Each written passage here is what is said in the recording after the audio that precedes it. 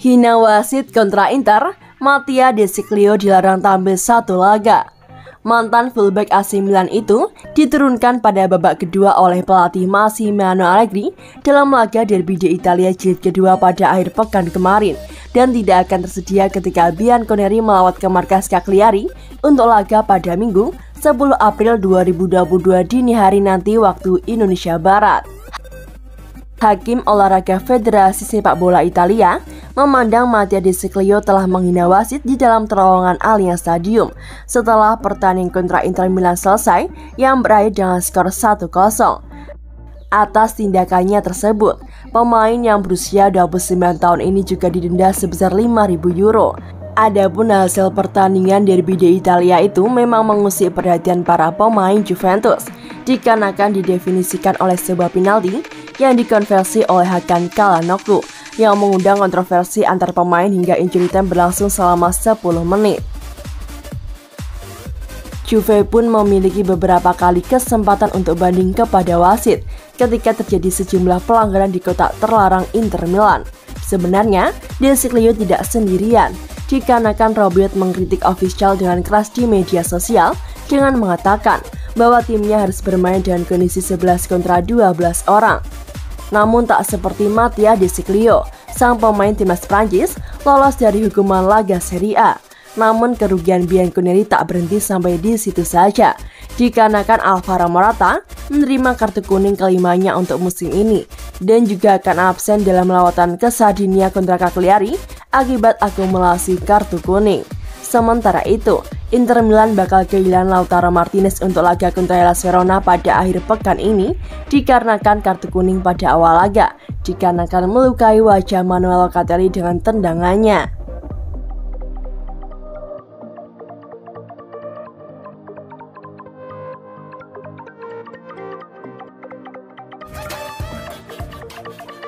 Kunjungi markas latihan Juventus, Carlos Tevez tonton tim junior Bianconeri berlaga.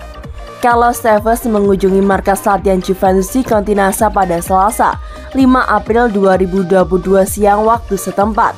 Ia bertemu dengan pelatih Juventus Massimiliano Allegri dan juga staff. Pada masa lalu, Tevez pernah bekerja sama dengan Allegri. Pemandangan dan nuansa persahabatan terlihat dalam reuni singkat ini.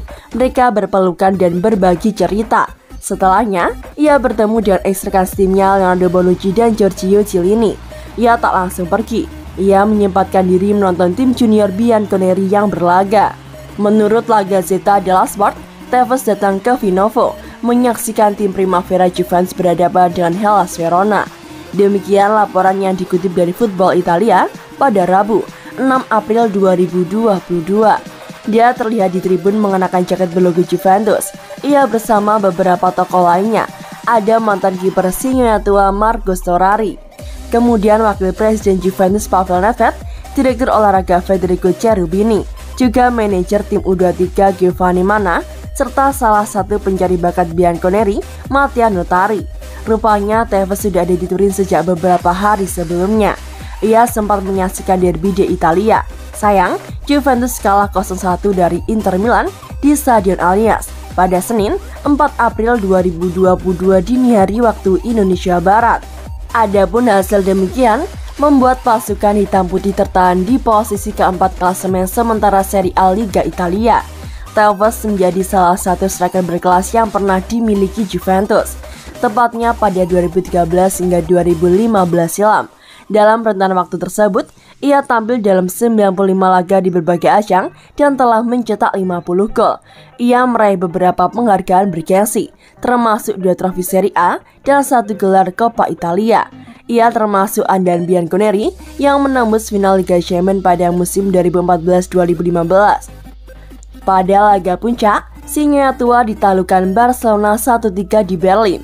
Setelahnya, Tevez kembali ke Argentina dan memperkuat Boca Juniors.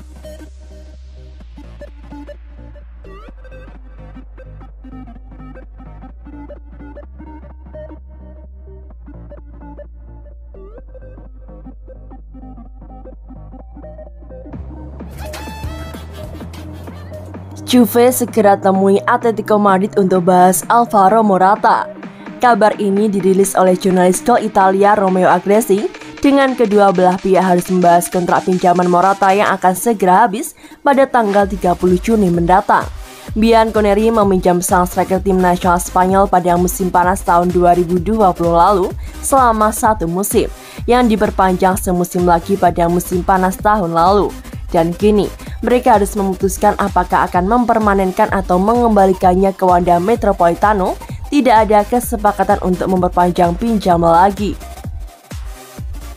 Sebelumnya, Juventus dikabarkan akan memulangkan Alvaro Morata setelah masa pinjamannya habis, terutama setelah mereka mendapatkan jasa Dusan Vlahovic pada bursa transfer bulan Januari lalu. Alvaro Morata ditaksir oleh Barcelona dan bersedia untuk menyusul Camp Nou terlepas dari masa lalunya sebagai mantan pemain Real Madrid. Namun demikian, situasi berubah dikarenakan pelatih Massimiliano Allegri mampu memfungsikan sang pemain yang berusia 29 tahun tersebut sebagai penyerang sayap pendamping Vlahovic di lini serang. Juventus bersedia untuk mempermanenkan jasa ex pemain Chelsea ini, namun enggan untuk menebusnya seharga 35 juta euro sebagaimana yang telah disepakati sebelumnya dalam kontrak pinjaman dari Atletico Madrid. Di sisi lain, Los Rojiblancos pun nampaknya tak berniat untuk menerima kembali Morata. Jadi mereka terbuka untuk membahas ulang harga sang striker timnas Spanyol dalam waktu dekat. Pada musim ini, Morata telah dimainkan dalam 41 pertandingan di semua ajang untuk si Nyonya tua, dengan berhasil mencetak 11 gol dan juga 7 assist.